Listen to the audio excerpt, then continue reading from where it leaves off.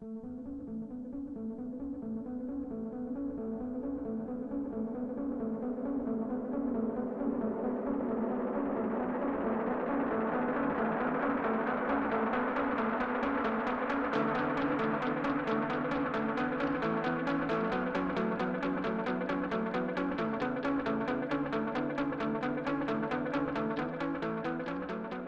think our role is to push the festival a bit and bring in stuff maybe people haven't seen before. We were appointed 6 months ago, and for us this is the first time that we've produced a festival on this scale. We have certainly programmed and run smaller festivals than this, but I'm looking forward to seeing how good it's going to be in Hull this weekend.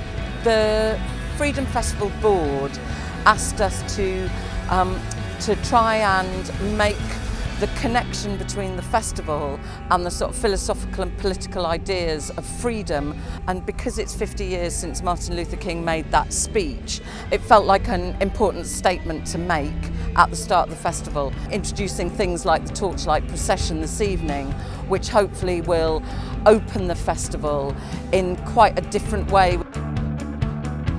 Freedom is like the biggest event in the city of the year, and I think people sort of look forward to it, anticipate it, really getting behind it. You don't really have to say much because it's such a fabulous event and people are really excited by it and they just wanted to be part of it. So. It's always very good to get involved, and it's just brilliant actually because the whole city comes alive. It's brilliant being part of it. We thought it was actually a pretty cool idea and we thought it would be quite fun to do. We have these crazy masks, like each one of us, so it's quite fun. Yeah, I think we're putting on a good show. We have the Viking ship with fire, we have dances, we have rollerbladers, we have just about everything.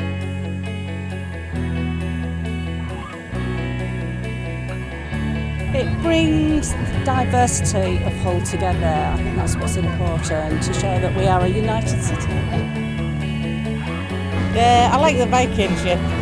Yeah, and the kids are loving it, yeah. Fabulous, it's lovely, it's absolutely fabulous. It's nice to see that so many people have come out and so many people taking part. It's wonderful, wonderful to see the people of Hull coming together. And I think when you take part in something like this, you do feel like you belong, you feel like you're contributing. And it's not all about it being Hull, but it's about being a beautiful city, isn't it? I've been absolutely overwhelmed by the warmth and the enthusiasm that everybody has put into this. It's fantastic. It was really rousing and emotional. 50 years ago, a great American in whose symbolic shadow we stand today signed the Emancipation Proclamation. This momentous decree came as a great beacon light of hope to millions of Negro slaves who had been seared in the flames of withering injustice. It came as a joyous daybreak to end the long night of their captivity. But 100 years later, the Negro is still not free. We cannot walk alone. As we walk, we must make the pledge that we shall always march ahead. We cannot turn back. Let us not wallow in the valley of despair. I say to you today, my friends, so even though we face the difficulties of today and tomorrow, I still have a dream. Free at last! Free at last!